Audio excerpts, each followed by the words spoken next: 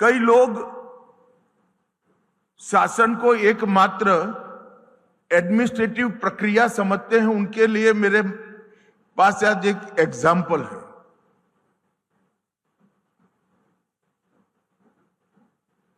विगत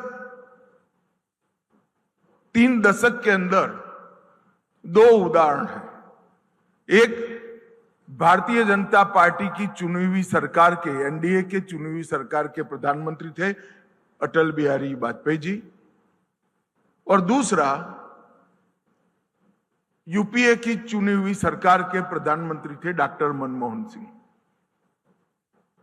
और दोनों वक्त राज्यों का विभाजन हुआ।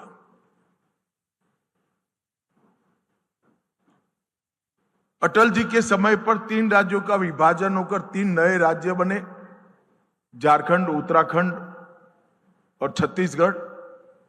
और डॉक्टर मनमोहन सिंह के वक्त एक राज्य का 2 राज्यों में विभाजन हुआ, आंध्र प्रदेश और तेलंगाना।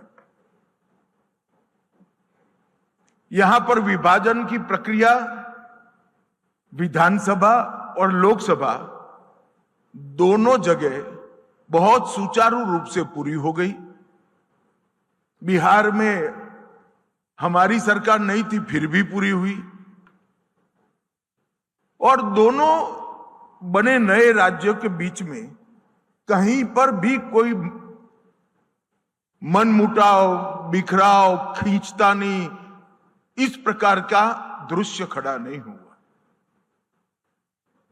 आज मध्य प्रदेश और छत्तीसगढ़ भी 2 भाइयों की तरह देश के विकास में अपना योगदान दे रहे हैं।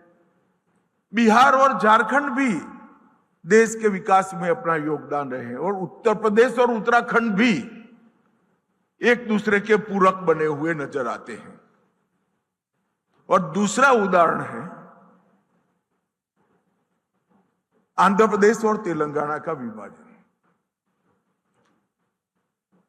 लोकसभा के अंदर सारे आंध्र प्रदेश के संसद सदस्यों को बाहर रखकर कानून पारित करना पड़ा। और इतनी कटुता हो गई दोनों राज्यों के अंदर कि वो धुलते धुलते धुलते 1 दशक से भी ज्यादा समय चला गया।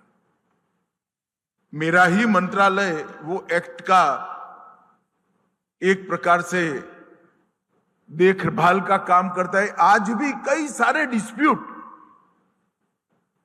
आंध्र और तेलंगाना के बीच में अनरिजॉल्व पड़े हुए हैं।